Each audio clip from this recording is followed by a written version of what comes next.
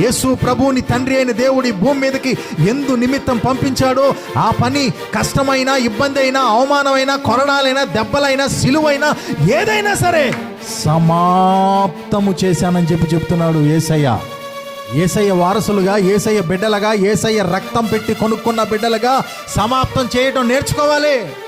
దేవుని పనిని మొదలుపెట్టిన తర్వాత ఆ పని సంపూర్తిమయ్యే వరకు వేరే ఏ పని మనకు ఎక్కకూడదు. ఇక ఈ పని నేను చెయ్యేసా, నేను మొదలు పెట్టా, అడుగు వేసా, ఇది అయ్యే వరకు ఇక్కడ నేను నిలబడతా.